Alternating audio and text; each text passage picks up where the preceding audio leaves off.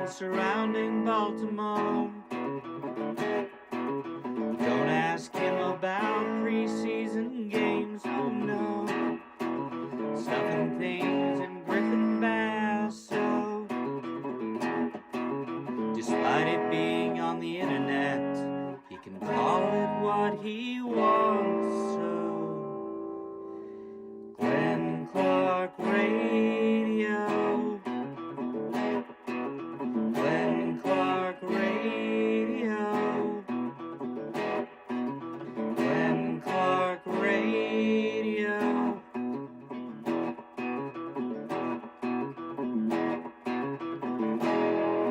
Duke sucks.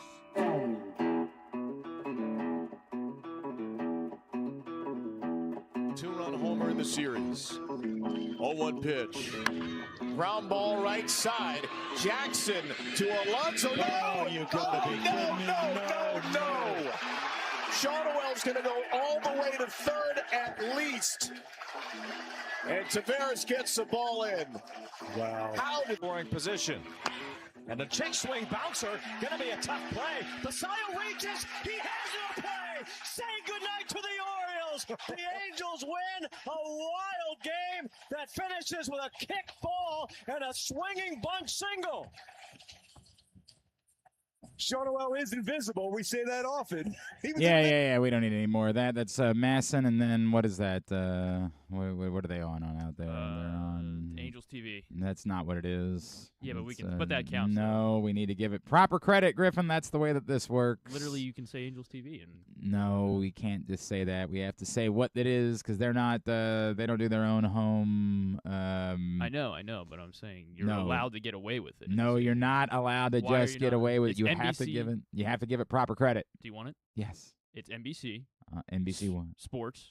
California. There you go. Thank you to them. Yikes. Yeah, they did a great job, didn't they? Yeah, they did about as good of a job as the Orioles did. You did.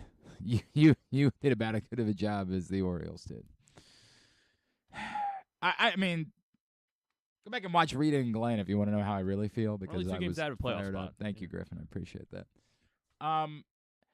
If you want me to be pissed off today, you're going to be disappointed because this is just who I am. Like, I'm pissed off in the moment, and then I was mad at Rita because she wasn't pissed off at the moment.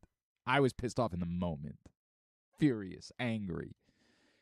But then, life goes on. Does it? It does. I got a lot of things going on in my life. Very stressful couple of days ahead. Somehow we packed everything into the 5 days before we're traveling to the other side of the world. So I just don't have time to think about it more. Is it unacceptable? You're goddamn right it's unacceptable. Now what? Now what do we do? Because the reality is this is who the Orioles are. That when you want to be excited about them winning a series at Dodger Stadium and you want to believe that they've turned the corner, they never have. It's never actually occurred. And it's a little bit of everything. I guess the most simplistic thing to say is that they haven't been a good defensive team, and they have made fundamental, bizarre lapse of remembering how to baseball one after another throughout the course of the season. But it's not just that. It's games where they can't hit a pitcher with a 12 ERA, like the night before. It was a high-round draft pick. Thank you. It's stretches where they haven't pitched. It's the fact that we got a bit too bullish about the bullpen to begin the season because we were terrified about it, and to begin the year, it was pretty good. But obviously, it hasn't been very good since then, and I'm as puzzled as everyone else is about why a bullpen that hasn't been very good, you were in such a rush to get to it yesterday. And I don't know that Trey Gibson definitively would have given you 2 more innings that would have been spotless, but why was the priority getting to the bullpen? Why was that the priority? And I know that Griffin's showing me what the answer was from Craig Albernaz, but that's not a thing. Like, there's no justification of it. You don't justify when we need to get to the bullpen because the bullpen's rested. It's befuddling. Fresh bullpen. Trey was grinding earlier and then turned it on in the last two. We had the fresh pen, and it was lining up toward the top of the order with their lefties, and we had Wolfie ready to go. And, like, I guess in a world where every game is just a bullpen game and you just want to always have a lefty come in to face lefties forever, and so there are no starting. Like, I get right, it. Maybe if this was college and you had a 50-man roster, right? It's also, well, I mean, you probably still wouldn't trust that many guys in your bullpen at that point. I've watched enough college baseball. You have about 3 pitchers, and those are your pitchers. And I'm not going to the war for Trey Gibson. And obviously, for a while, it was working. But it doesn't mean that it makes sense. Was it working? I mean, they made a change in the middle of every inning after that. I understand that, but until the 8th inning, nothing happened. It was working.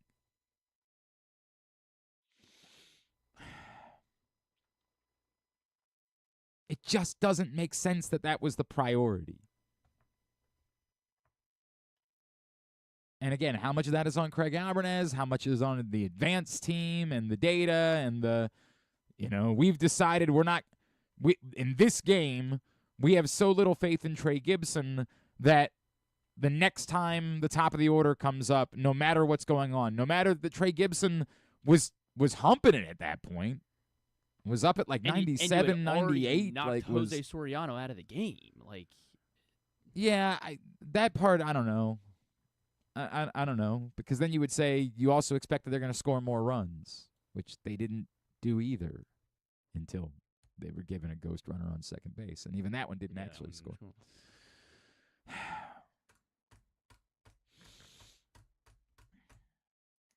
It's a little bit of everything. It's the difficulty. It's always easier when you can just say, hey, fire somebody. Huh? Who? Manager. Sure. Go for it. Fire another manager. By all means. Tyler just, O'Neill. Just That's keep firing. Right. Fire It's him. probably fire Tyler O'Neill Yeah. for the fact that Samuel Basallo, who again is the only reason why you had a chance to win the game. So it's kind of tough getting after him. Was that guy not out of the baseline? Do we even want to get into that? No, that wasn't. It really wasn't. Like, he wasn't. He really wasn't. Gunnar was called out for that the other night. I know. I do remember that. But he's got to know. He's got to know. Get the ball. Get it to first base. Get out of the inning. Move on. But in that moment, he just kind of had a brain fart. Get this guy. He's right here.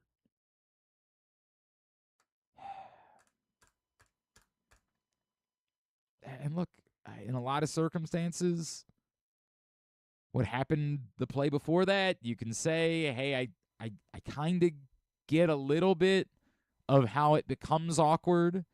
2 guys going for the ball. Is that on Pete Alonso definitively to say, I can't go for that ball? There's a runner on third base. You're trying to do everything in your power to make sure that run doesn't score to tie the game. If there's no runner on third base, almost certainly Pete Alonso never breaks towards the ball. He goes over, covers first base. Game's over. But you want to make sure someone gets the ball. And in the end, Keegan Aiken still has to catch the ball. Like, that part can't be escaped. When you try to say, hey, it was a confusing play, maybe, but in the end, Keegan Aiken has to field his position.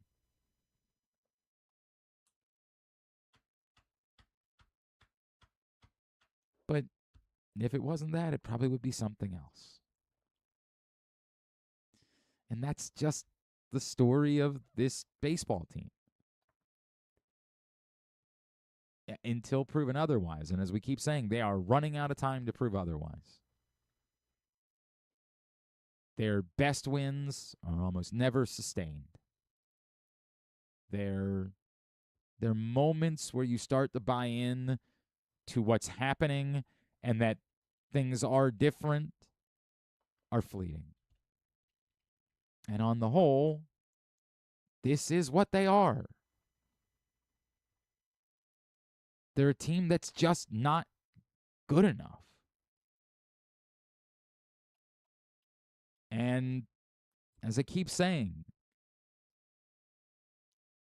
there is difficulty. I have had more and more people talk to me about hey, if they're going to sell, then why wouldn't you fire Mike Elias? Now, because I've said they're not firing Mike Elias until the end of the season, and I don't even know if they're going to fire him then, but if they are, they're not doing it to the end of the year. And I guess my answer would be, as much as I've entertained the idea of trading Adley Rutschman, I still don't think they will. I don't expect that. And so even if you get to the point of selling, you're just selling your rental pieces, and they're just not getting you all that. Like, that's not changing the future trajectory of your organization.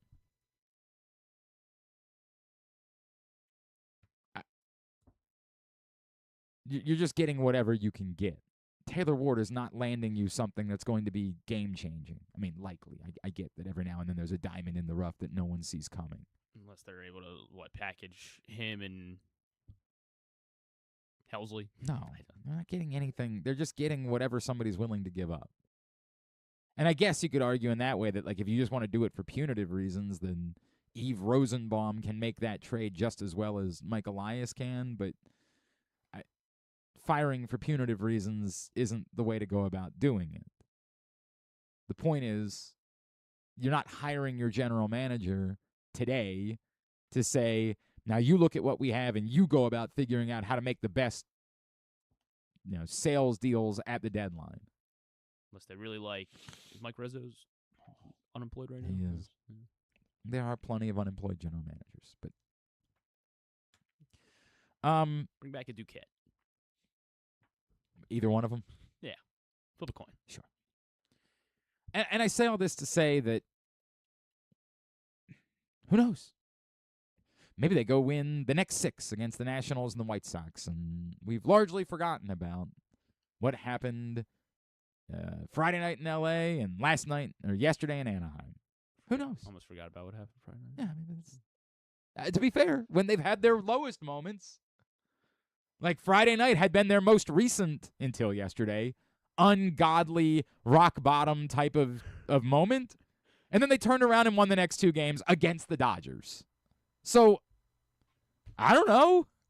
So maybe Alvarez, he's really smart. He's like, let's find a way to lose this game. Because so that way we can come back and have a really nice homestand. And they have to. Either they're going to go win a boatload of games, or the clock is going to run out. And specifically, the clock is going to run out on making the type of necessary. I keep saying that because the clock's not going to run out on the season. And as Griffin points out, there's still only a couple of games out of a playoff spot, and the American League continues to be mid. I understand all of those things are true. But for it to matter, for it to be real, they've got to go get something. And they're running out of time to be in position to justify that. And maybe not to justify a bold swing towards a controllable pitcher or players with control. But, that's the type of guy that everybody wants. And so you got to beat out everyone to get those guys. And maybe the leadership of this organization will prove to be just desperate enough that they'd be willing to do that anyway. They'd say, who cares what the cost is? Come hell or high water, you're going and getting us a Joe Ryan. I don't know. But yes, it's unacceptable. Yes, it can't happen. Yes, it's atrocious. Whatever word you want to use all of them. Ungodly that occurred yesterday. But, it's also about right. It's also kind of what we've gotten to know about the Baltimore Orioles and 2026. And it's why, even if they were to somehow go win their next 6, we'd still come back and say, okay, tell me how the next couple will go. Because they just haven't proven that they are capable of sustaining success for enough of a period of time to view them as a legitimate threat to do anything. But other than that, it's good to be back. Other than that, God, it's crazy too, because it's not even like a 5-4 road trip would have been an overwhelming accomplishment, but the satisfaction would have been just enough for us to say, all right. You know, I will watch this weekend. Yes, right. Like, I will believe that there's something happening here. It is what it is. All right. The new print issue of Press Box is available. Get to your Baltimore area High's Dairy stores. It's not Kevin Brown's fault. I know that much. It's not what happened yesterday. Sure? I don't know. He had a cold all week. Yeah, it's not his fault. He and Jim were fired up.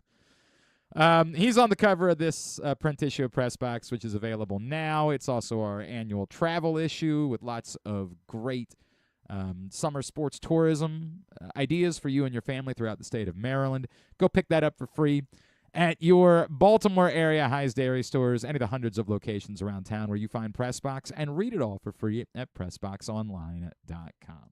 Let's talk about something more pleasant. The United States is going to win the World Cup. That's a fact. We're doing that. First, they got to play one tonight against Türkiye. It's nice. Nice to have these games that are glorified friendlies. Really nice to be able to have some of those because it doesn't actually matter. U.S. is already locked into their spot in the round of 32, has already won the group. Let's talk more about what we've seen and what's to come. Joining us now, at one point, the all-time leading scorer in United States soccer history, a Hall of Famer, a Montgomery County native. Now he's part of the United broadcasts. He's Mr. Bruce Murray, and he is with us here on GCR. Bruce, it's Glenn here in Baltimore. It's a pleasure. Thank you for taking the time for us, sir.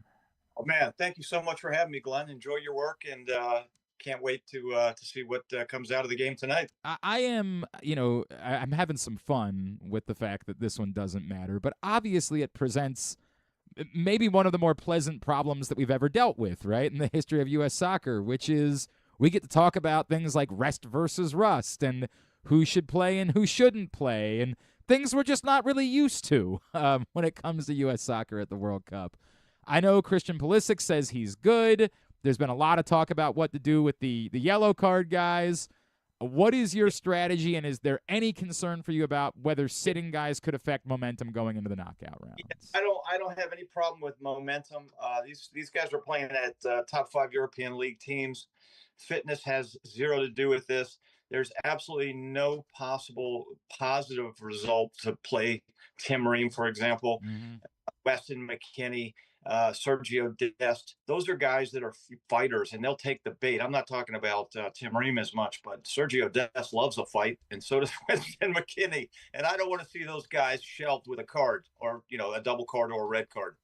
I think that's the easiest answer. I think there's no choice, and I think we know that's the stretch, the route that they're going to go with it, and I think it makes all the sense in the world to say that that's the case. And on the flip side, right, I guess the question becomes, are you asking the guys who do play to just sort of go out and have a nice walk in the park tonight? Like, are you saying to those guys, hey, don't do anything, don't be too aggressive, don't get hurt, 0-0 would be wonderful? Like, how do you handle what you're asking of the guys who do play, again, to try to mitigate risk? Yeah, when you go out and you tell players to ease up, that's when you're going to get hurt. I mean, okay. It's like National Football League. There's no way. You got to play. Once you're on the field, you got to play. The key is get the guys who need to be off the field. That's the key, really. It's the coaching staff. This is all on them today. All right. If you see, and I see Matt Freese in goal. I think that's a good idea, just because he's going to be getting shots. Turkey is a pretty good shooting team. I think they've already put together 26 shot combinations. So, yeah, I mean, but yeah, you can't send out even your second team guys, substitutes, and say, take it easy, because that is just a recipe for disaster. Bruce, I wonder what you make of everybody's very fired up, and rightfully so, right? Like they have the U.S. has looked wonderful, and particularly obviously in the two first halves. There is a flip side argument of, but hey, this is a 48-team World Cup, and the groups were not going to be quite as daunting because of that, and we don't know for sure that you've really proved that you've played like a world-class type of program as much as you've just handled your business. Where is the line for you between what we've seen in these two matches has been about the U.S. and what we've seen has been about their two opponents? So I think it's all about the U.S. for me because they have, for the last couple of games, for some reason before the World Cup, I mean, things were a little sketchy, but now they get Dest and they get A-Rob on the other side. And those are two fullbacks that nobody in this World Cup has gotten far forward as our fullbacks. I mean, they are in the box. They're forcing our wingers to go inside. What that does, it creates overloads, right? And now we're pinging the ball around and creating shots. Balogun can focus on just working the box, right? He's not a skill guy that's going to beat you on the dribble. Balogun is a guy that needs service. And by getting those fullbacks up, it's actually is brilliant, and nobody has been able to deal with it at this point. So do you think that still can translate even as you move forward, and whether it's, Egypt or Belgium, or if you're moving on, you believe they can have similar success doing that against some of the better countries that are left? I definitely do. Wow. I think it's all coming together now.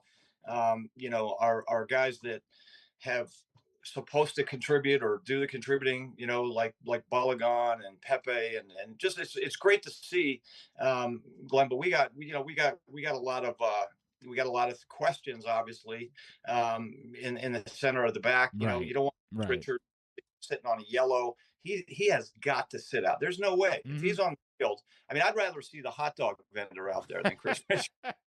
I mean, he's. Hit him up, give him a pair of boots, and put him out there because Chris Richards, that guy is, if you look at the numbers right now. I think he's been their best player. Oh, he is. He's been their best. Plus, in terms of center backs in the World Cup, he's got the most completed passes, most tackles. It's amazing. Bruce Murray, the Hall of Famer, Maryland's own, with us here on GCR as we're talking World Cup. You bring up the defense, and I do believe defense goaltending was probably the biggest concern that we all had going into the World Cup about this team.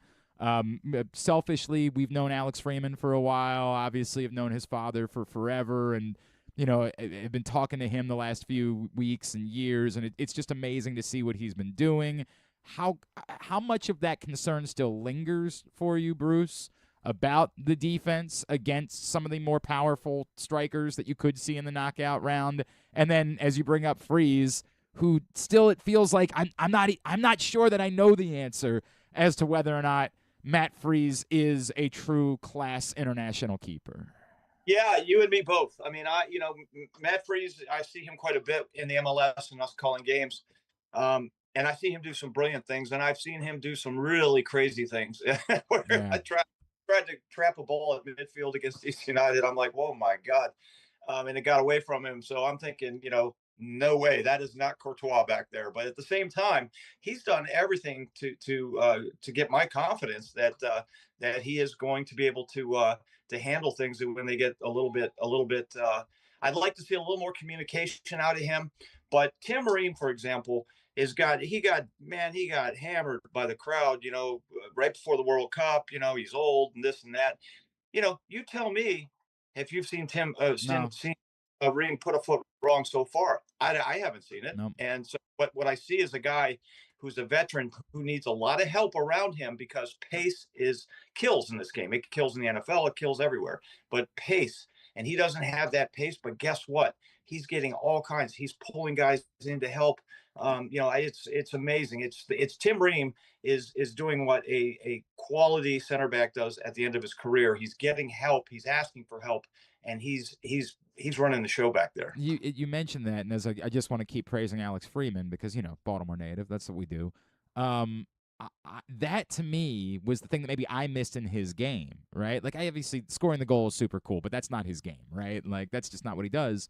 He's going to make some mistakes from time to time. Obviously, early on in the Australia match, he made a bad mistake in the first couple of minutes, but it's the recovery and obviously his athleticism and his speed at a young age that I think has really wowed me, that he can make up for some of those errors and be in position. And like the clearance against Australia was brilliant even before he scored the goal. Yeah, that's a great point, Glenn. His pace back there is you just can't. I mean, you can pull. I mean, maybe Daku is maybe one of the only guys that I can think of, Belgium, that would be able to get past him on a pretty regular basis. But Daku roasts the best fullbacks in the world. I wouldn't worry about that. But Freeman's been a real eye opener. I knew he had a shot when I saw him play last year in MLS. I'm thinking to myself, this kid can play, man. But then is Pochettino going to go with the foreign contingent? They got to be playing in Europe. But it looked like, and at this point with Berhalter in the middle, he'll play today. He's a real agitator. It's clear that Pochettino is going back to his roots and what he did as a player. He was as a hard-pressed, hard-nosed midfielder, and I see him saying, "I just want to get the best guys. I don't care where they play," and I think that's fantastic. Bruce, you're pretty bullish about this group being able to do this against some of the best teams. Like we joke about the idea of them winning. I am still not there, right? Like I am still, man, this group gets to the quarterfinals. I'll call it a win. I'll call it a. Where are you as far as where your expectations are?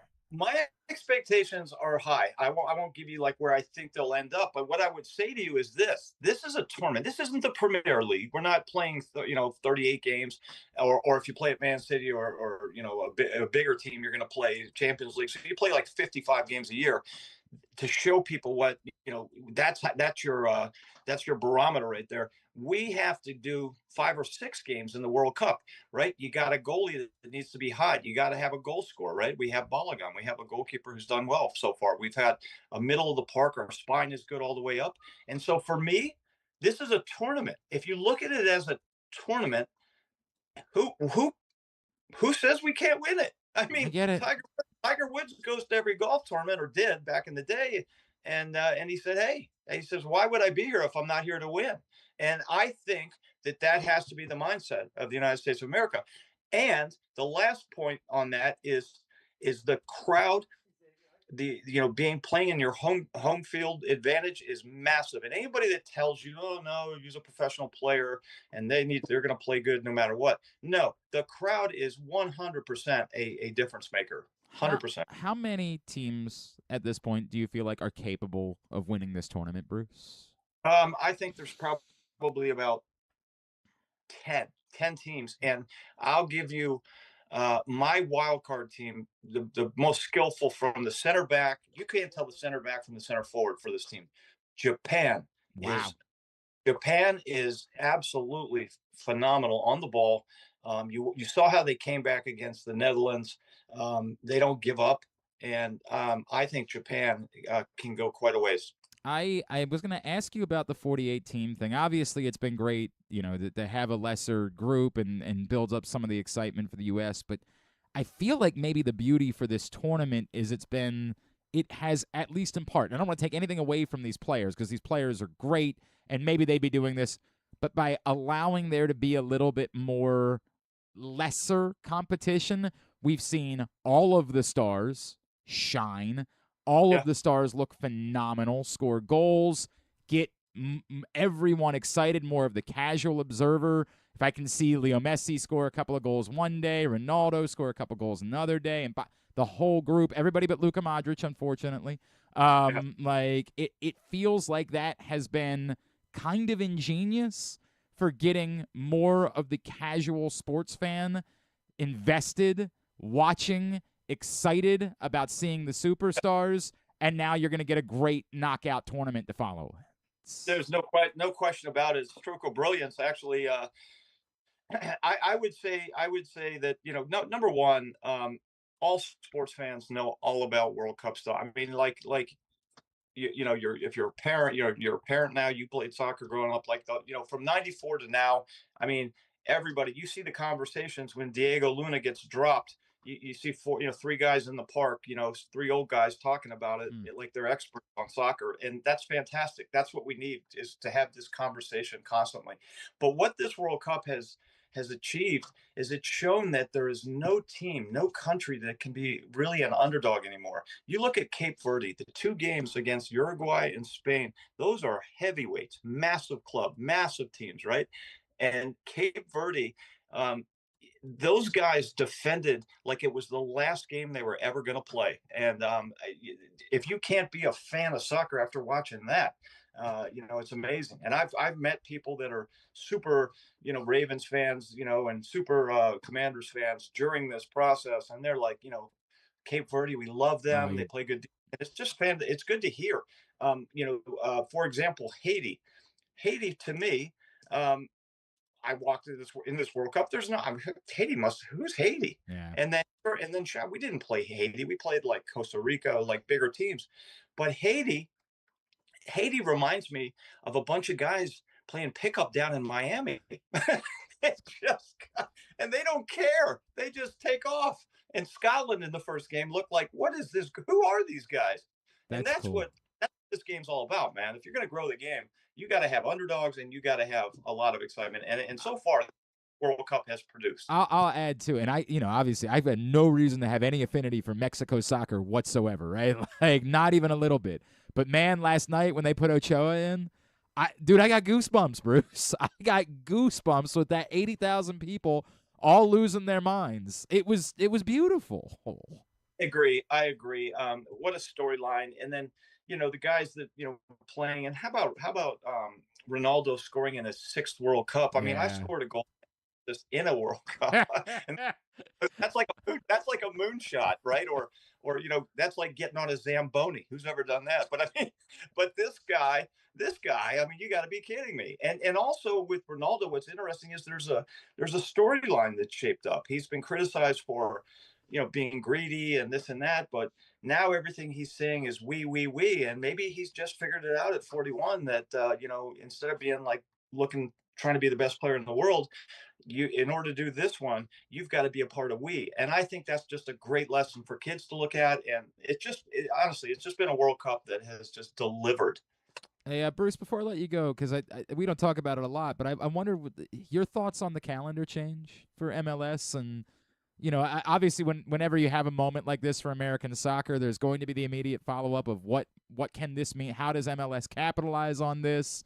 How do you move forward and benefit from it? What were your thoughts on the decision to make the calendar change, and will it ultimately prove to be truly beneficial for the league? I 100% believe it, and they did the right thing. They had to do it. I mean, if you want to be taken seriously, you got to get on the same calendar. I also think, that this can open up the MLS to opportunities. You have Champions League, right? Who says that one day Champions League might say, let's get 2 teams out of MLS, because MLS has 60 players or 55 players in the World Cup right now. They're not a Power 5 league, but guess what? When they do can they be a part of the Champions League? So I think it has to be done, and I think it was a good thing. And it's not going to be like comfortable for some of the fans and people that watch other sports and this and that. But I think that it's something they had to do, to be honest with you. Oh, we're gonna be cold. It's gonna be cold. Like that's gonna happen. But hell, it's been hot as hell. I know you know how hot it's been at times over these years. So it's a little bit of a difference. Bruce Murray, Just want to tell you real quick. We moved the Messi game down to Baltimore. Right at M&T. Absolutely brilliant, and the fans and the staff and the people down there at M&T, especially because you guys, Baltimore, St. Louis, Seattle, are like you're the Mount Rushmores of soccer in this country, going all the way back to the early days. So I know, Bruce, I appreciate you mentioning that. I don't think people respect how powerful the soccer community is in Baltimore and how significant it is. And, even stories like Christos from a couple years ago and the run they made in the U.S. Open Cup, which was beautiful, and the support that we've given to indoor soccer in this city for years. Like I know that United wants to try to work more with Baltimore moving forward, and the politicians are trying to figure that out and trying to make it happen. But boy, there is a soccer community here that is strong, and you go show up at any of the pubs on a Saturday morning, and you'll see just how significant the soccer community is in Baltimore, man. Absolutely. Bruce, it's an honor. Let's do this again. I'd love to. Really appreciate you taking the time to chat with us today, sir. Love it, guys. Take care, okay? The legendary Bruce Murray, the Hall of Famer, and former USMNT striker. Appreciate him taking the time for us. I am certainly not suggesting that, and Bruce is, of course, right, and obviously knows far more than I will ever know. You're not going to go out and tell the guys that play tonight, hey, don't try. You're not going to do that. But there is some line to me between these two things where, like, hey, don't be reckless. Whatever you do, just don't be reckless. That's all. That's all we're asking for. Don't do anything crazy. Don't create an issue. Get out there, play. If you can win, cool. If you go out and win, now it erases that, like, hey, what's the value momentum? It's almost completely locked in that it's going to be Bosnia-Herzegovina in the round of 32. I guess the way that it works, there's still like a less than 1% chance that it could be, I think, Senegal. But it's almost fully locked in that it will be Bosnia-Herzegovina, I believe, next Wednesday. Perfect timing for me. Super. Oh, like it's the worst time. Okay. It's the absolute I was like, oh, that's possible good. time. It's No. just the worst possible time. Is there gonna be a good time? If it had been Tuesday before, okay. Yeah, that would have been good. But yeah, but we want these guys rested. I guess they're gonna be rested. Most No, of the them, guys that are playing are gonna be most playing of hard. them are not gonna be playing. Not most of them, but a lot of them are not gonna be playing. But it looks like that's gonna end up being the case. And so if you can win, avoid anything awful occurring, win-win, and then move on to the knockout round from there. And yeah, I have brought like the 48 team thing, which I didn't love. I absolutely side-eyed it. And I don't know that it requires 48 teams, but the point that Bruce brings up, that like some of these teams that you would argue wouldn't have been in that are in, like Cape Verde, and look, South Africa's on to the knockout round. They've proven that they can compete at this level, and yet at the same time, it's also kind of allowed the stars to shine a little bit more, for there to be a bit more of a showcase in the first few rounds of the World Cup, bring more attention to the Haalands and the Mbappes and obviously, you know, Messi and Ronaldo. And I do think it's created more. Even if it had been a 32 team, it would have been drunk. It would have been electric, the World Cup. But I think it's just allowed even a little bit more. And I wonder how much of that is like it being in the U.S., like the fact that yes, some of it. You know, I don't remember being this like pumped up about the World Cup 4 years ago. Sometimes or it's even awkward. 4 years before that. I mean, that one was in the fall on the other side of the world. Yeah. Yeah, that didn't. The one before that, the U.S. wasn't playing. There were games at 2 a.m. and yeah, like not during football season. Right? Was the Qatar one? Were they playing at 2 a.m.? I don't think they were maybe playing. it was like 3 or 4. I don't know. I remember there being. Yeah, it was that like overnight games. So yeah, don't mute me. I am the Glenn Clark of Glenn Clark Radio. So yes, that definitely has. There's undoubtedly that has something to do with it. Although ironically, only the U.S. and really only one was in prime time. Like the biggest games and the biggest stars of the World Cup have actually played in the afternoon. It hasn't been like we've come home at 7:00 and watched, you know, Messi and Ronaldo and sit down with our family and do it that way. They've been playing them in the afternoon. So I feel like that could have been happening in Europe the same way. They could have been playing prime time in Europe, 2:00 in the U.S., and we would have had the same affection for it. But I do think that the 48 teams has diluted just slightly to allow the group stage to be more of a showcase for the top players and the top teams. All right, we continue along here on a Thursday edition of Glenn Clark Radio. It's time for us to make a trip to Bowie to chat with a member of the Chesapeake Baysox. And our next guest, the easiest thing to say is he's one of the top pitching prospects in the Orioles system. But what he really is one of the most fascinating pitching prospects in all of baseball. What a rise it has been for this young man since being selected in the second round last year. He's already at the Double-A level and finding success. He is Joseph Dzierwa, and he is with us now here on GCR. Joseph, it's Glenn in Baltimore. It's great to chat with you, man. Thank you so much for taking the time for us.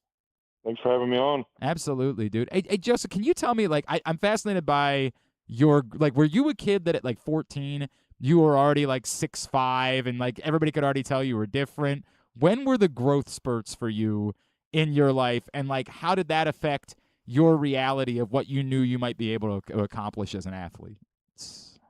I was 5'8" coming out of junior high. Really? And I was 6'2" my freshman year. Okay, so it was And ninth grade. Yeah, so ninth grade is when I hit my growth spurt. And did you did it immediately let me go back a ways. Were you always baseball? No, I played 3 sports growing up. When did you commit to it being baseball? Probably my junior year. I committed my senior year in high school. And but what led to that? baseball. Why? I'm from a small town, so I never played travel ball growing up, really. I played 3 games after my junior year in high school. And so I always played 3 sports. So I didn't really have time to go play travel ball. And I think that's why I was under-recruited a little bit. Okay. And then it was just an opportunity thing that came along for you? Yeah. I mean, I liked baseball and football. And yeah, I started getting recruited and started taking some visits. When was the first time in your life that you realized how much your power could translate to how hard you could throw a ball?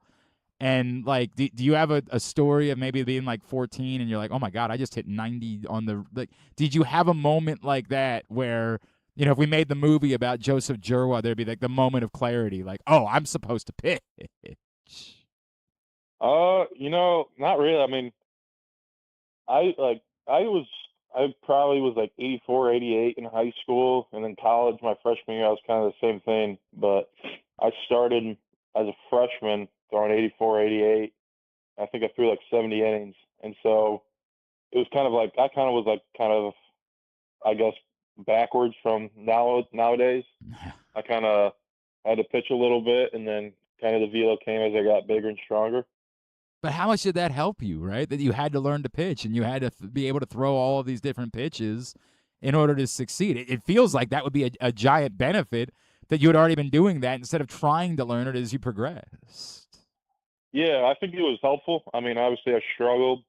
Obviously I couldn't, I didn't strike out a lot of guys, in freshman and a little bit sophomore year. I didn't really have the stuff to overpower, so I kind of had to find other ways to get guys out. It feels like you've done a pretty good job of making up for it at this point. It feels like you're more than making up for those strikeout numbers. He's Joseph Dzierwa. He's with us here on GCR. Joseph, you get to the pros, right? Walk me through your expectations coming into this season. Obviously, you're drafted very high. You've had a lot of success.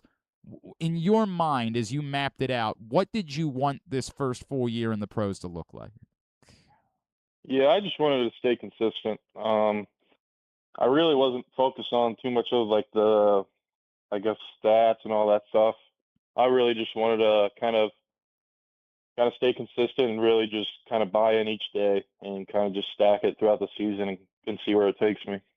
What did it mean to start finding did you have any doubts in your mind when you got to pro ball?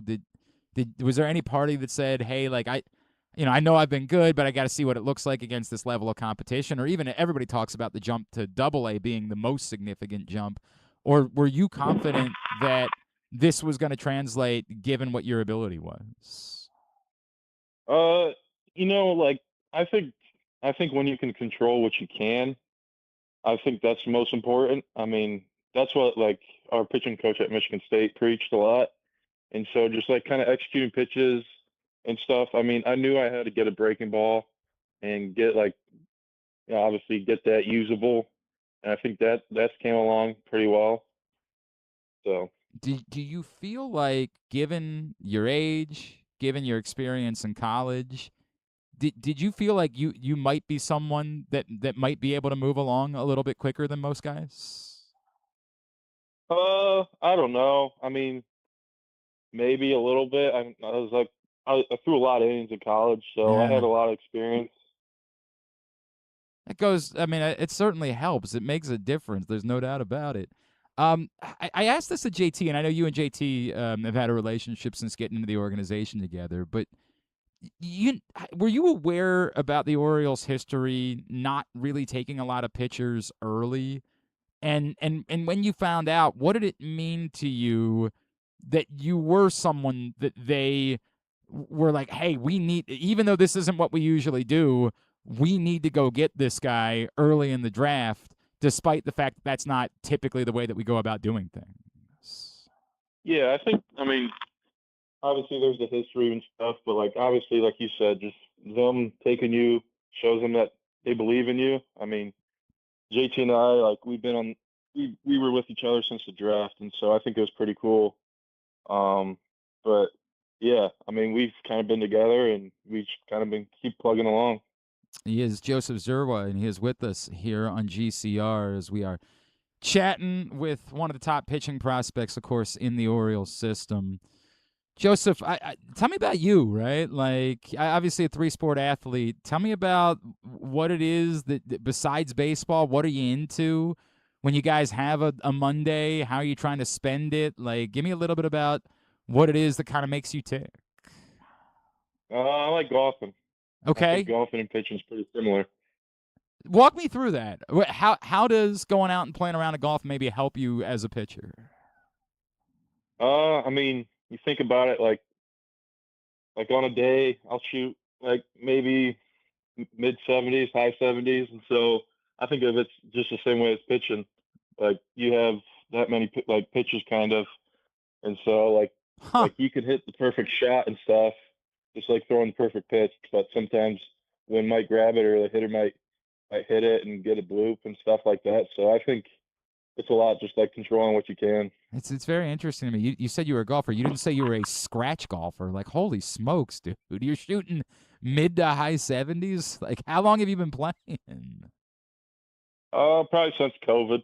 Really? And like, was it something that you immediately had a passion for? Like, as soon as you went out and started playing? Oh yeah. I mean, I got addicted to it pretty quick. I mean, that's. I like it a lot. I like being outdoors. Is there something similar too that's maybe I'm thinking about failure in both golf and baseball? Like we talk about constantly for hitters in baseball, but it happens obviously for pitch.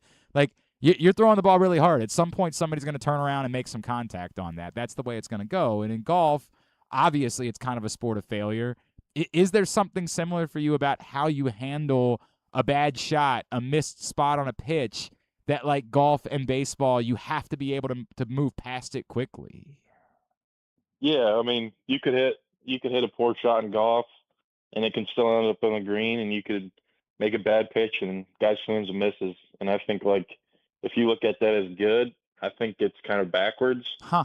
And I think then you're too focused about the result rather than the process. I love that. I love a process guy. Oh, you're a process guy. That's awesome.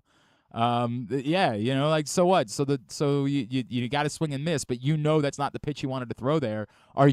How much of a critic are you of yourself? Like when you pitch a game, are you going back and looking at everything and saying I missed that? Like how much do you dive in like that? Yeah, I dive into that stuff pretty hard. Like even last outing, I think if we would change it up a little too middle, and I knew it, and I gave a single, and it ended up costing me the run. But like just like that stuff, like I go in deep into that stuff. No, dude, I love people that are process folks. I love that. I think that's awesome, man.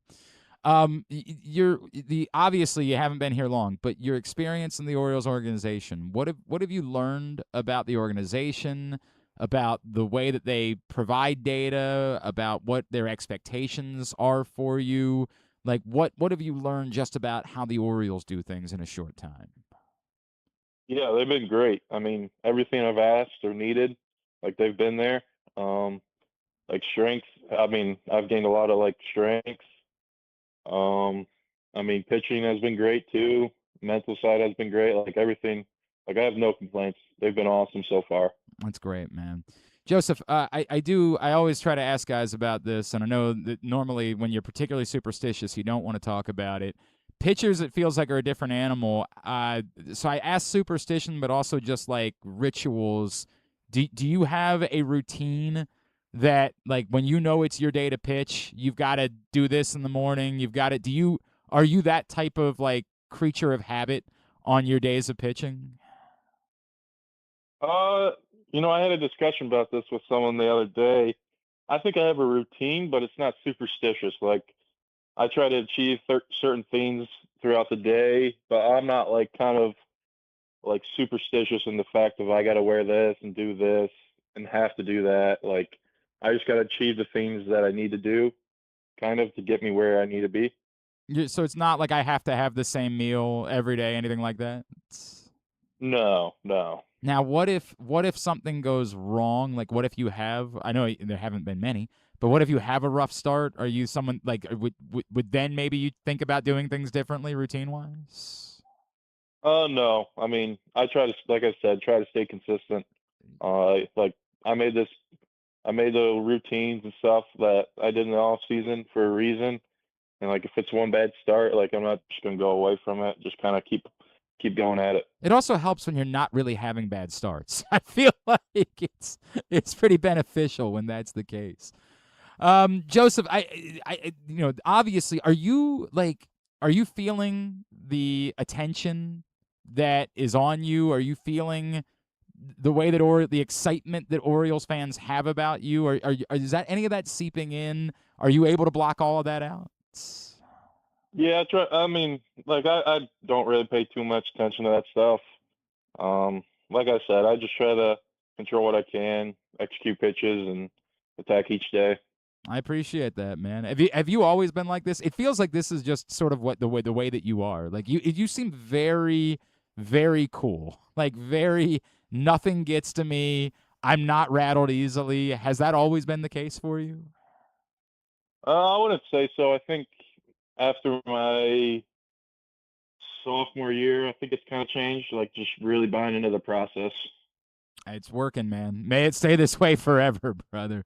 You can go out and check out the Baysox. They are home this week and big weekend, including fireworks night, starting the celebration of America's 250th, kids running the bases on Saturday, Sunday Family Fun Day, and a SpongeBob event as well on Sunday with the Baysox this week. You can check all of that out. Joseph, where can Orioles fans be giving you a follow on social media? I got Instagram. It's just Joseph _Dzierwa, correct? I believe so. And it's obviously DZIERWA. Go give him a follow there. Joseph, may it continue to be exactly like this, man. Really appreciate taking the time for us. Awesome to see the success that you're finding in the pros. Thank you for spending time with us, and we look forward to doing it again as you continue to move along. Thank you. Take care. Joseph Dzierwa with us here on GCR. Yeah, he's killing it. Just dominating. Like, there's no way around it. Between the two levels this season, 7-2 with a 2.33 ERA and a 0.87 WHIP, 91 strikeouts in 73 innings. That'll do. That'll do. Now, as I said, it goes into the Adley Rutschman conversation. You can't count on that to be major league top of the rotation next year. Yeah, but I want to. Don't get me wrong. And by the way, here's the other thing I won't say. I can't say it's impossible either. I can say it's not likely, but I can't say it's impossible. I'm saying you can't count on that. You can't say, well, we've got an ace. We've got Joseph Dzierwa, and he's going to be here next year. And you just can't make your decisions that way. But that doesn't mean if you don't go get some pitching, whether that's at the deadline or this offseason, that he couldn't also be a factor midway through or near the end of the 2027 season. And if you are able to compete and you do hold on to Adley Rutschman and you do surround him with parts, he might also be one of those parts that can help you. You just, in doing the math on trying to win a World Series with Adley Rutschman, I can't factor him in. Not yet. But damn, does he look good. Damn, does he look. Boy, does he just seems like he's a pitcher. Like, that's just what he is. Like, he's a pitcher. That's what I'm into. I pitch and I golf. Right? That's what I do. And that's, by the way, all good, man. All good. We don't need everybody to be the biggest, most boisterous personality in the world. Like, mooing and building Legos. 100%. Some guys just need to pitch and be good at it. And he's very good at that. And so I appreciate him taking the time for us. A little interesting Maryland basketball schedule note that I will share with you when we come back in. Also, some other notes. Speaking of Maryland basketball, a former Terp who ended up getting drafted last night. We'll talk about that as well as we continue along here in a Thursday edition of Glenn Clark Radio. This is Stan the Fan. You know we talk all the time about our O's stepping up in the big moments, delivering when it matters most. If you've been injured in a car accident anywhere around Baltimore, that's your big moment, and you need someone who delivers. That's why I'm here to tell you about Warnken Injury Lawyers. They fight for Baltimore families every single day. Insurance companies play games. Warnken plays to win. So call 443-RESULTS. That's 443-RESULTS, or go to warnkenlaw.com. When you need results, it's right there in the number, 443-RESULTS.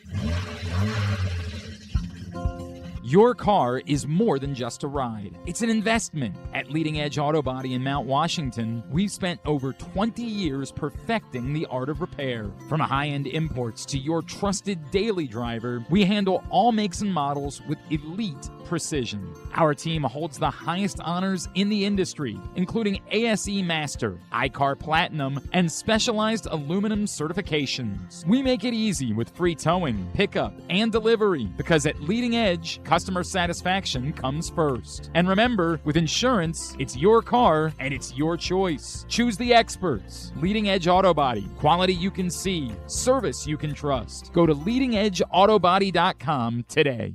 When you feel invisible, exhausted, stressed, or anxious, when you have days that just feel too hard to get through, you are not alone. If you or someone you love is struggling with mental health or problems with drugs or alcohol, help is right in your hands. Call or text 988 to get support whenever you need it. Help is here. Call or text 988. Brought to you by Maryland Department of Health. This summer, the world gathers on the biggest stage in sports, and only one place puts you in the front row for every thrilling moment. Live Casino. June 9th through July 19th, surround yourself with massive screens, trophy-worthy specials, and arena-sized energy. This isn't a game, it's history in the making. Watch the world play at Live Casino. At Arundel Mills, must be 21. Please play responsibly. For help, visit mdgamblinghelp.org or call 1-800-GAMBLER. Gambling can be a fun and entertaining experience, but there are risks involved. If you're planning on betting on the game at the casino or on your phone or computer, know your limit, stay within it. Set a budget and a time to stop. Remember, gambling isn't a financial solution, and it doesn't mix well with alcohol or drugs. Know the risks and have a plan before you begin gambling. For free and confidential services, call 1-800-GAMBLER 24/7 or go to helpmygamblingproblem.org.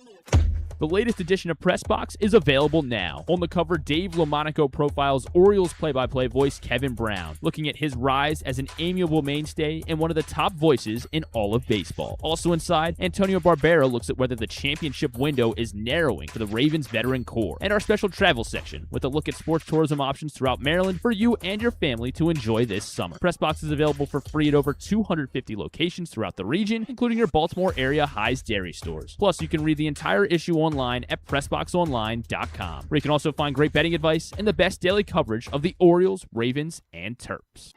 Contrary to what some people believe, I actually like this guy when he sleeps. Glenn Clark, talking sports. Congratulations to former Terrapin Jacoby Gillespie, who was selected in the second round of the NBA draft last night. Obviously did not finish up at Maryland, ended up finishing at Tennessee after Kevin Willard departed, and everything was great. He was selected by the San Antonio Spurs. I hear they're good. I don't know. They look pretty bad in the final. That part is true. You're not wrong about that. Well, they look pretty bad in the second half of the game. They look pretty bad in every single fourth quarter, yes. Yes, they look very bad in the fourth quarter of the NBA Finals. Which are the quarters I remember the most. Correct. They are the most memorable. There's no doubt about that. But Jacoby Gillespie goes to join the San Antonio Spurs, which, seems like a good place to be. And I have affinity for Jacoby Gillespie. It's always weird, right? Like, I think we have... I try to give a good example. Daryl Morcell, I think, is a great example. Now, to be fair, Daryl Morcell was also a Baltimore kid, and we kind of think that Daryl Morcell was responsible for Jalen Smith choosing to play at Maryland. Although that's not actually true, but there's an element of, hey, they wanted to be together, and it's not like wherever Daryl Morcell went, that's where Jalen Smith was going to go. Part of it was like Jalen Smith was thinking about Maryland, and it just worked out that way. But Daryl Morcell finished somewhere else, and yet I think we will forever have affinity for Daryl Morcell. What could have been for that COVID year team, and remember the game winner he hit against, Minnesota on the road. Like, I don't think that him finishing somewhere else made us think less of Daryl Morcell. I think that's the nature of it's a weird time where the way that we feel about college athletes might be a bit more similar to the way that we feel about professional athletes. And guys, we have great affinity for, say, Steve Smith in Baltimore. And he was here for a few years. It's going to look like that a little bit more with college athletes. Jacoby Gillespie was a really important part of a good basketball team that until the final week, we had a lot of affinity for. Final 10 days. Well, the team we still like. Yeah, but the season definitely. Yeah. We think differently about the majority of the experience because of the bad feelings that we have about the way that it ended. So, maybe we don't feel about Jacoby Gillespie the way that we feel about Derek Queen, who never played somewhere else. Also, again, Baltimore, and, hit the shot the whole, of course we have more affinity for Derek Queen. We're going to have more affinity for Derek Queen. But I still have affinity for Jacoby Gillespie, and I think I'll still be rooting for Jacoby Gillespie, although he's a Spur now, so. That's right, and you hate the Spurs. I guess I have to take all that back. Damn it. We hate Jacoby Gillespie. Got no choice. Well, you don't have to. Oh, I don't. It's nothing to do with right, you. Cool. You're, of course, a number one Wizards That's fan. That's right. And they selected in the second round. We took. Yeah, don't look at the computer. Look at me. Look at me. No, look away from the computer right now. You have no idea who they there's took. An issue with the show. A number one Wizards fan. We're having an issue. We're having an issue with the show. I have to address. No, we're not. Well, yeah. You good? No. There's something really crazy going on with the show. No idea right now. I think we're still on. I'm worried. You have we got the one guy that mattered. Okay. Right. That's it. You don't. We got why AJ would the DeBonza. A number one a fan of the team? We got, of course, Jacoby Gillespie's teammate at Tennessee. Felix Akpara. That's who it was. You definitely knew that because you are. Well, after I fixed everything, fan. Going on in the background. You're annoying. Maryland traded up for him, of course. What's that? We traded up for him. We were originally sitting at 51, and then we were like, you know what? Yeah, we got to get Jacoby. Jacoby Gillespie just went off the board. Let's go get his teammate. Speaking of Maryland basketball, Maryland will be playing at Georgetown on November 7th in D.C. at the big arena, Capital One Arena. As they announced, it's the second game of a 4-game series that they had announced. They played in College Park last year. They play in D.C. this year. Will be interesting to see what they do. Like, I'm wondering particularly because they have this home and home with Georgetown, Remember last year they did play a game in Baltimore to start the year. It was a dud because nobody knew who any of the players on the team were, and who did they play? Was it Coppin? Yeah, was it Loyola or was it Coppin? Yeah. I think Loyola I played think Loyola Towson? played Towson. Okay, yeah, then it was played Coppin. Yeah. So there was just no juice. Like, and he had just gone through all the stuff with Kevin Willard. I mean, it was kind of lifeless. And they It had was so a many Tuesday local night. guys, and Not a single on the roster. So I and I'm not trying to pile on, but it'll be interesting to see. I've said for a long time, Maryland will be well served to try to play at least one either in Baltimore or D.C. every year. So it'll be interesting. Like last year, they played Georgetown in College Park, so they got a game in Baltimore. This year, they're playing Georgetown in D.C. Does that mean that they maybe skip this year in Baltimore and come back to Baltimore next year? I don't know. I also think there's going to be another Hall of Fame. Hang on a sec. Series event. Baltimore 2026. It is. I guess no. Well, yeah. When did they announced it in May of last year. So yeah, you would think they would have announced that by now. I could have sworn I heard somebody talking about it at some point, but maybe that's just not the case. Maybe I am wrong.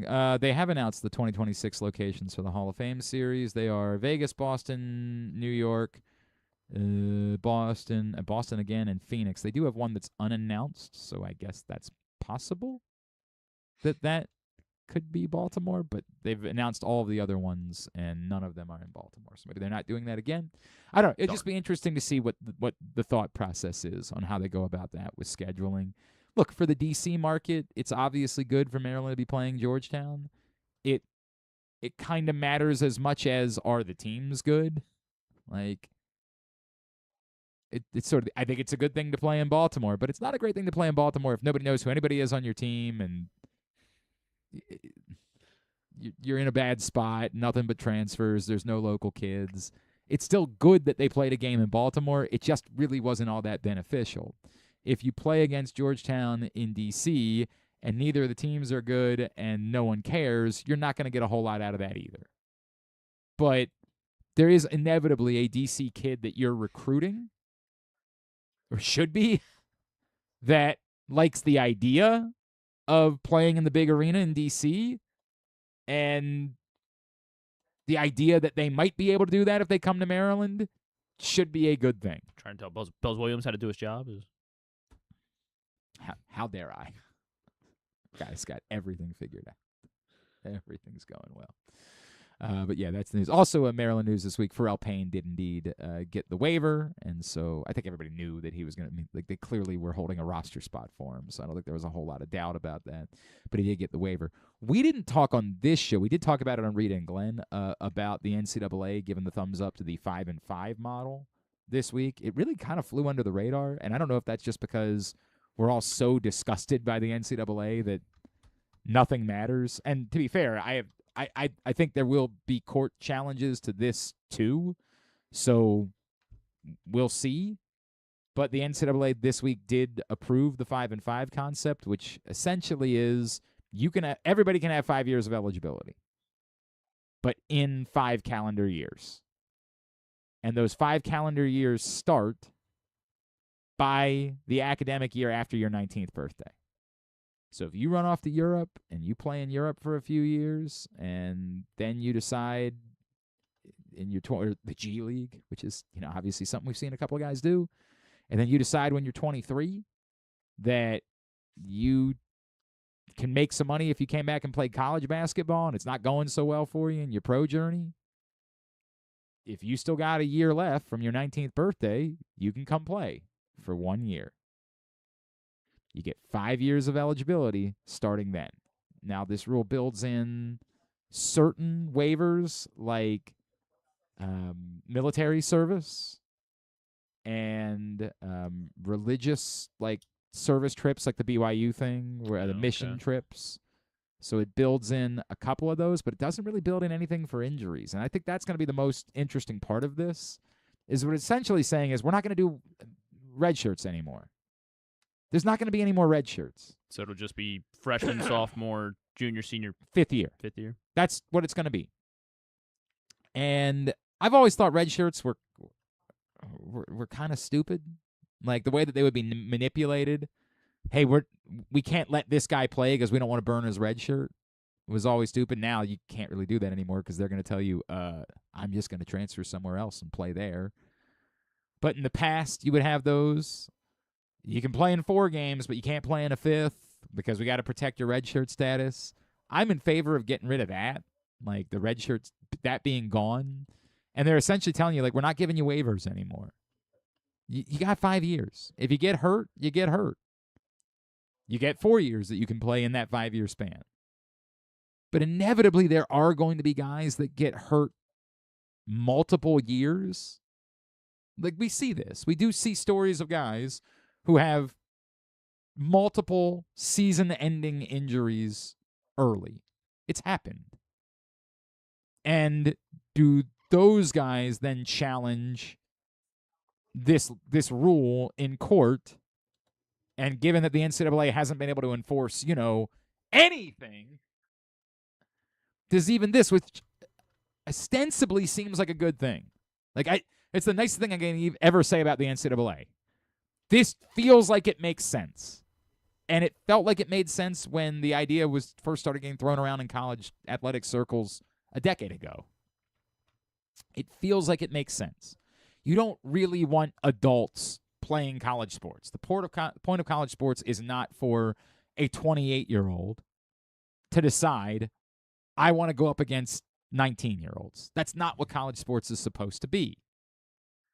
And the awkward decisions that they've had to make where this person gets a waiver, but this person doesn't get a waiver, and why did this person get a waiver, and why didn't this person get a waiver? And we now have to parse, was it really about your mom getting sick, or was it really about you didn't like how much playing time you were going to get? I like the idea of let's not have arbitrary decision-making anymore. Let's just say, look, this is your time. You started in college, you've got this amount of time. And then go get a job, sir.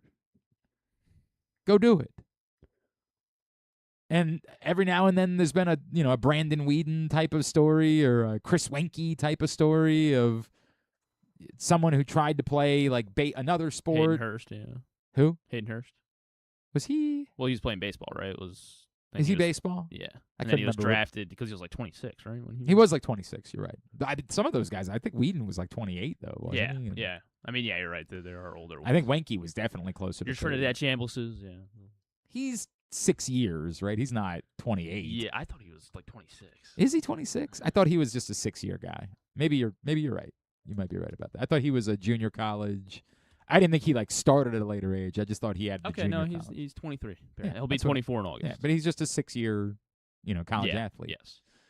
But again, that would end, right? Like this would end that as long as the courts allow that to happen. Yeah, or not. And that's my Or gut just is won't. that, again, the first time there's a judge who's a Texas an fan. Ole Miss fan, yeah. Yeah, and that Texas player that missed 2 years that really wants to play another year is going to come in and say, nope, you should be allowed to. And then the whole rule goes to hell, and it's unenforceable because the court said, well, if this guy's allowed to do it, then everybody should be allowed to do it. But ostensibly, feels like it's what should happen for college sports. And, at some point, if you're going to choose to be a member of the NCAA, maybe, and I get that the NCAA, I can't believe that we're coming around on the NCAA. I can't believe that this thing is so effed that we're actually finding ourselves defending the NCAA. Because, admittedly, the NCAA caused all of their own problems. They failed so spectacularly in terms of athletes being allowed to get paid for so long that they effed this themselves. But now, it's gone so far around that we're kind of full circle. We're like, We got a babyface turn for the NCAA? okay, but they still need to be able to exist.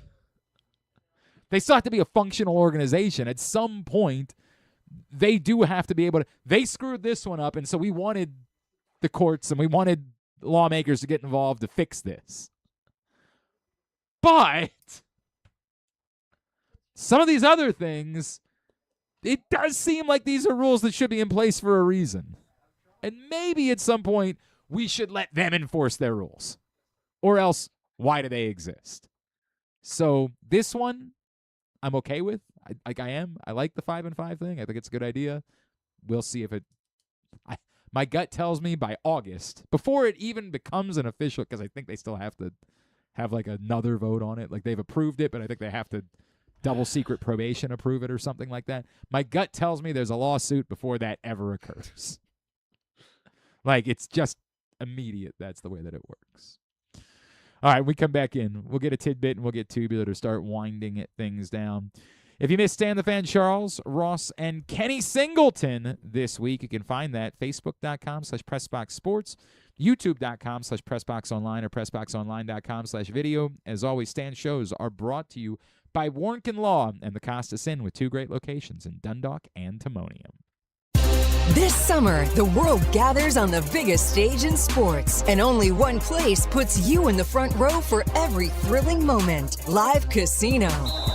June 9th through July 19th, surround yourself with massive screens, trophy-worthy specials, and arena-sized energy. This isn't a game, it's history in the making. Watch the world play at Live Casino. At Arundel Mills, must be 21. Please play responsibly. For help, visit mdgamblinghelp.org or call 1-800-GAMBLER.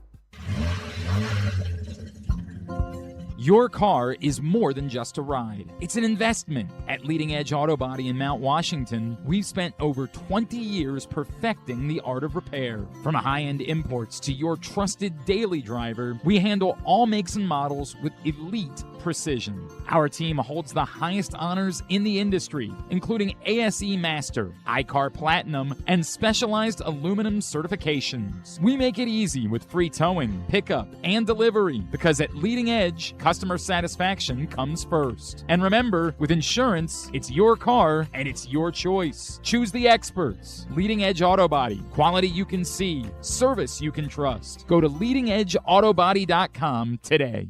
Gambling can be a fun and entertaining experience, but there are risks involved. If you're planning on betting on the game at the casino or on your phone or computer, know your limit, stay within it. Set a budget and a time to stop. Remember, gambling isn't a financial solution, and it doesn't mix well with alcohol or drugs. Know the risks and have a plan before you begin gambling.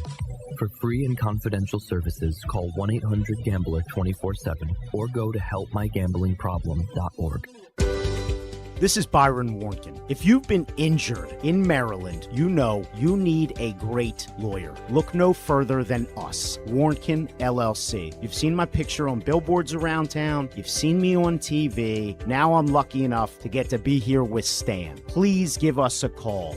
443-RESULTS. It is not just a phone number, it's a mission. 443-RESULTS. Or visit us online at warnkenlaw.com. That's WARNKENLAW.com. Make the most out of every day in your Toyota RAV4. Available in hybrid or gas-only models. A RAV4 can get you where you want to go in style. Check out buyatoyota.com for deals on new RAV4s from your local Toyota dealer today. When you feel invisible, exhausted, stressed, or anxious, when you have days that just feel too hard to get through, you are not alone.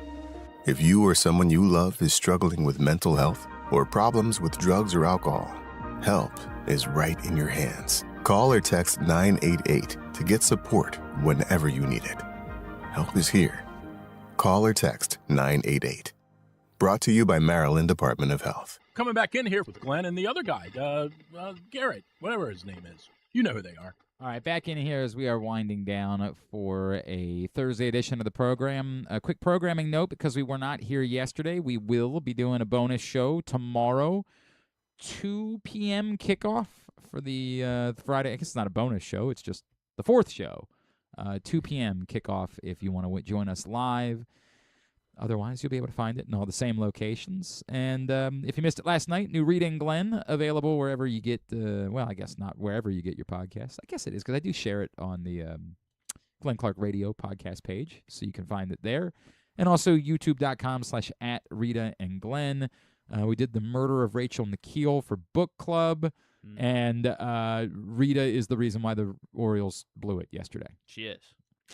It's the reality. You gotta find that out. Can we put her on 3 up, 3 down? Or like? Might have to. Okay. Might have no choice but to do that next week. I was really trying to dive in. Like, I've been asking some questions like, am I going to have any ability to even know what the results are of Orioles games while I'm gone? It's a real problem for me because Wimbledon also starts next week. Like, this is a real...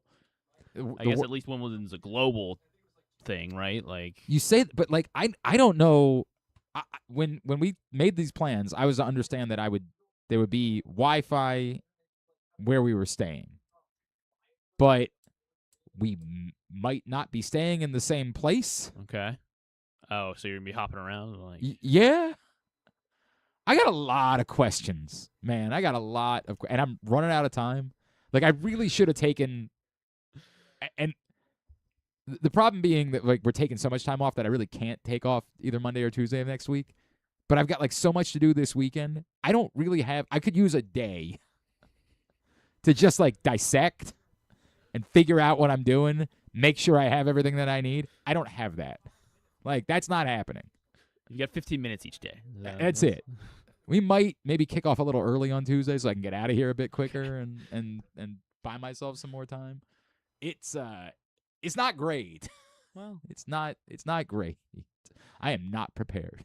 And I really don't know. Like, I might just not be able to watch. I mean, I think I might not even know the results of Orioles games, Wimbledon. So the Orioles could be the World Cup. So the Orioles could be like 20 games under 500 when you get back. And it might very well be know. that I am or they could be like unaware. 8 games over 500. I would like that. That would be wonderful. But again, in that scenario, I might not come back. Yeah, we're not doing might not come back. Tomorrow afternoon, 2 o'clock is when we'll be doing a Friday edition of GCR. Let's get a tidbit. Tidbit brought to you by County Sports Zone. CountySports.zone is the website. Everything you need to know about high school sports in the state of Maryland. Any news all summer long, they've got you covered. CountySports.zone, proudly sponsored by your local Toyota dealer and buyatoyota.com. There was yet another trade in the NBA this morning. LaMelo Ball. Yes. LaMelo Ball going to the Timberwolves. Yeah. And he is one of 3 players to average at least 20 points a game and 7 assists in each of the last 5 seasons. 20 and 7. And if we want to make it a little bit longer, we can do. He is one of 11 players to average 20 and 7 across across all 5 seasons. So like there's 11 there's 11 players total, but not all of them have done it in each of the 5 seasons. LaMelo is one of them. One of the 3 that have done it in each of the last 5 seasons individually. Okay. So let's do the 11. Let's see how many of the 11 you can name. Great. I look forward to that. That over the last 5 years have 20 and 7. Steph. No. How about Cade Cunningham? Cade Cunningham is on the list. He hasn't been in the league the whole time, right? 22 and 8. No, he when did Cade come into the league? I think he has. Has he? Yeah. How about he was the first overall pick in 2020. How about Ja Morant? Ja Morant is on that list as well. 25 and 7 for Ja. The problem is you're trying to think of point guards and like, is there a point guard? Do point guards even exist anymore? Somehow it's still Russell Westbrook. No, not somehow. Okay. Somehow it's still James Harden. It is 21 and 9 for James Harden over the last 5 years. Somehow still LeBron James. Yes, that one's not as. I guess that one makes sense. He likes to pass the ball more than 26 and 7 for LeBron over the last 5 years. And the wild card is Jokic, right? Like that's the wild card. Yes. Jokic. Yeah, Jokic is the wild card in all this. Who somehow 27 and 10. Kind of had to because he had the Triple Crown. I mean, like he leads the league. Yeah, he's the second of the 3 that have done it in each season consecutively. 20 and 7. About Jaylen Brown? No Jaylen Brown, who has not yet been traded. Oh, Jalen Brunson. No Jalen Brunson.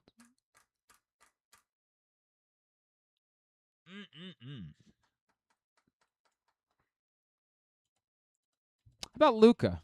Luka is on that list, and he has done it each of the five preceding seasons as well. Luka's averaged 31 and 8 over the last 5 years. Hey man, but they got Cooper Flagg and Dusty May. They did, and They're what? good. Morez Johnson, yeah. They're all right. Kyrie comes back. How about Kyrie? No Kyrie. Halliburton? No Tyrese Halliburton.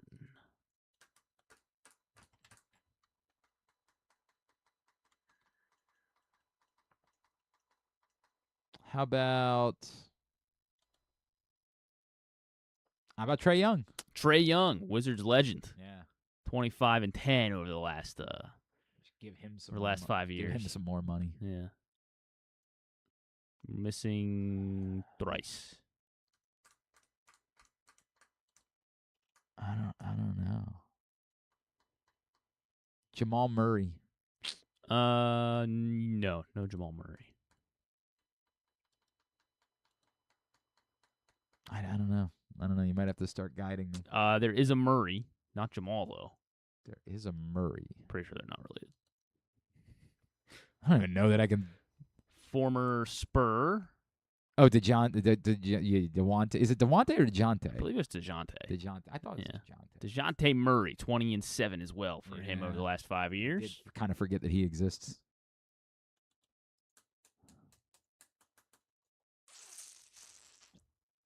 I don't know. Former Cleveland Cavalier. He was traded this past season. Former Cleveland Cavalier traded this past season. I think it was a trade. I don't know why he. Why am I blanking on a Cavalier who was traded this past season? Wow. Oh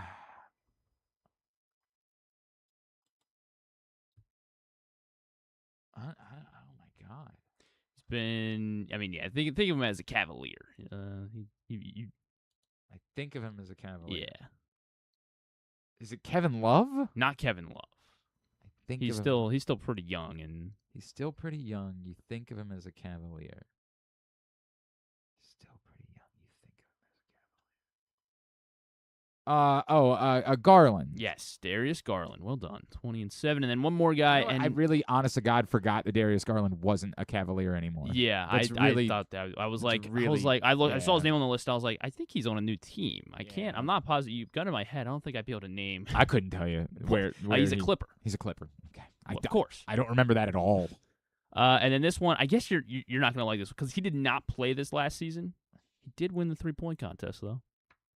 You think that I know who won the 3-point contest?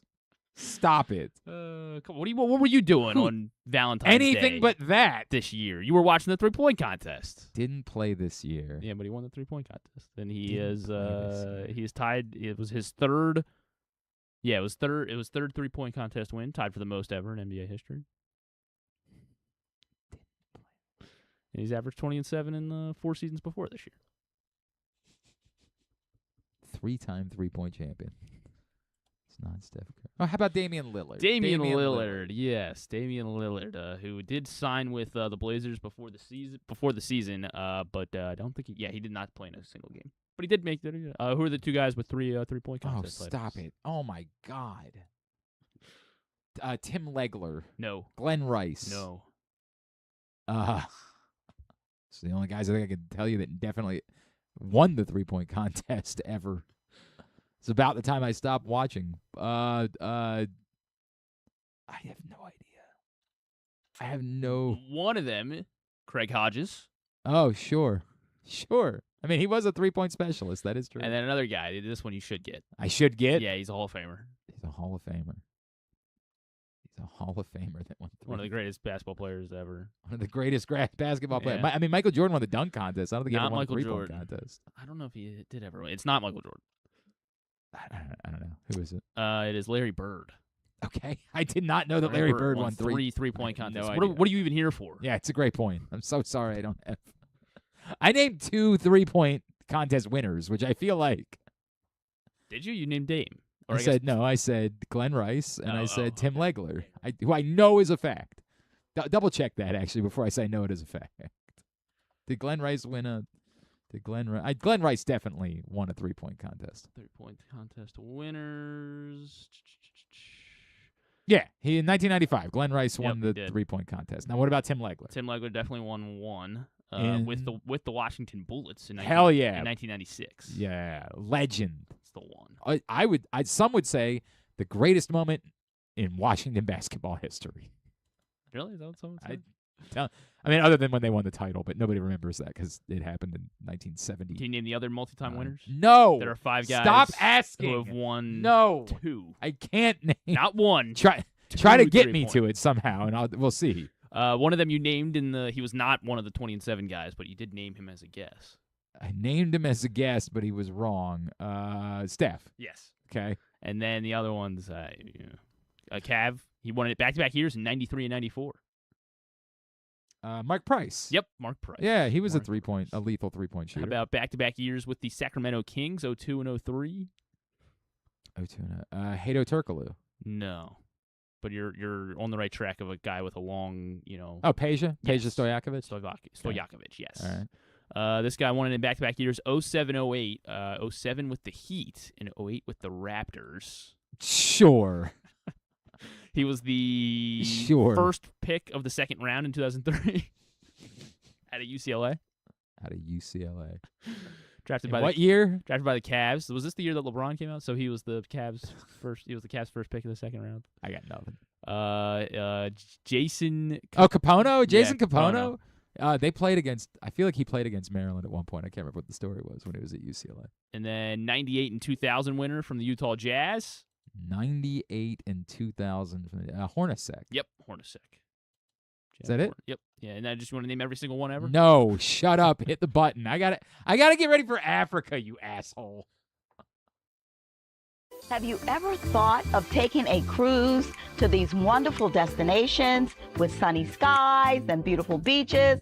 Well, wait no longer. We're ready for you to cruise from the Cruise Maryland Terminal. Have a little phrase that you can go from baggage to margarita in about 15 minutes. Choose fun with an array of destinations, onboard activities, entertainment, and world-class cuisine. Contact your travel agent and book your cruise today.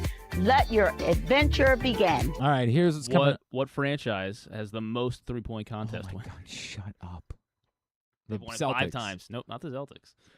Who was the other? The Blazers. Not the Blazers. Just tell me. I don't. The Miami Heat. Sure. Oh, because Glenn Rice. Glenn Rice was a Heat. Capono. And then most recently, in 2025, he is now a Milwaukee Buck.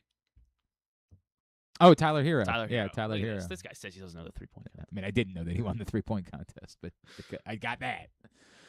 All right. Obviously tonight, 10 o'clock, Türkiye. I think it's Türkiye. Should I? What do I? Turkey's they're my team in the pool. Do I hope they grab a point maybe, or just? I guess I'm fine because you're gonna lose. You're a son of a bitch. Yeah, I suck. You're gonna oh my lose, god, so my team fine. is garbage. Yeah. Just dog shit. I mean, what a. Who did you have? You had South Korea yesterday. Yeah, thanks for showing up, South Korea. John's still trying. John and Little Rock, both. John and Little Rock still trying to give you a run for your money. My team sucks. Little Rock still. And I might run into the problem if it could be Belgium in the round of 16, and then they have to lose. They have no choice but to lose because it's the U.S. Tonight on Fox at 10. Ecuador and Germany. Sure Belgium makes it. Yeah, they're gonna make it. Who do they have? I don't remember who their last one is, but they're gonna make it. They're gonna New Zealand. They're gonna be fine. Pretty club. You're right. Those Kiwis. Ecuador, Germany at 4, Tunisia, Netherlands at 7, then Turkey, U.S. at 10 on Fox. On FS1, Curacao, Ivory Coast at 4, Japan, Sweden at 7, Paraguay, Australia at 10.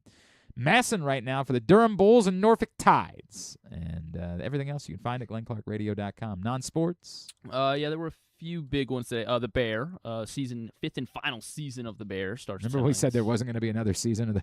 We were like, he's definitely not promoting the Bear. There's no Bear. I just didn't know that it was like a month away. Yeah. He was maybe promoting something else. Probably what I'm going to download for the flight if I think they're only doing. They're only doing one per week. I think they're doing. Hold on, let me see what the release schedule is. I don't have anything to download for the flight. I need recommendations for flight downloads. Keeping all 8 episodes of the Fifth Installment movie. Okay, all 8 are coming. Okay, yeah, and that's what I'm downloading for the flight for sure. So you do. Also, you said the Project Hail Mary was streaming somewhere? Yeah, but you have to pay for MGM+. I'm not doing that. That's not happening. Take it off the list. Welcome to Wrexham, season 5 finale of that on FX tonight. I didn't realize we're at the finale.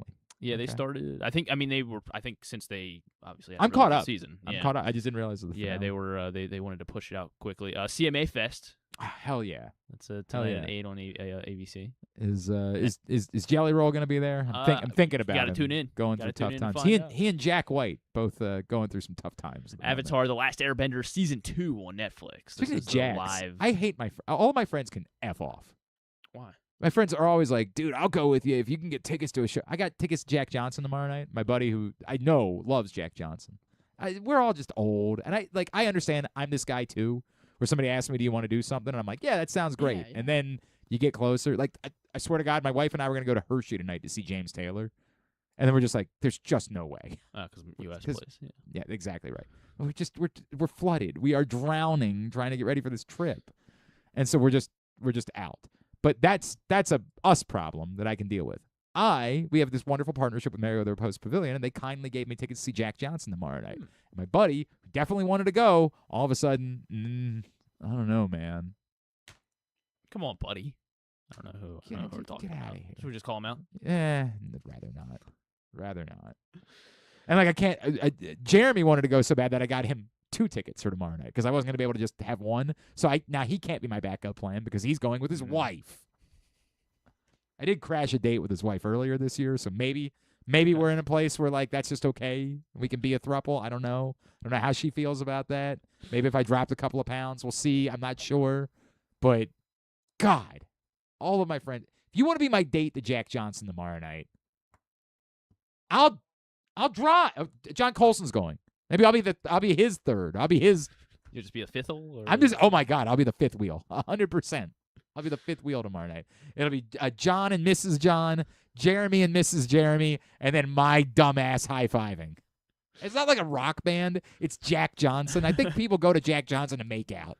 Maybe that's the problem, is that my wife has... So just have to find somebody. My wife has no interest, none.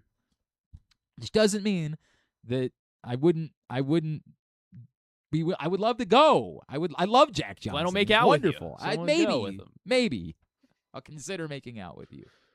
So annoyed. All of my friends annoy me. The other Avatar, the new Avatar movie, Fire and Ash, is streaming on Disney Plus.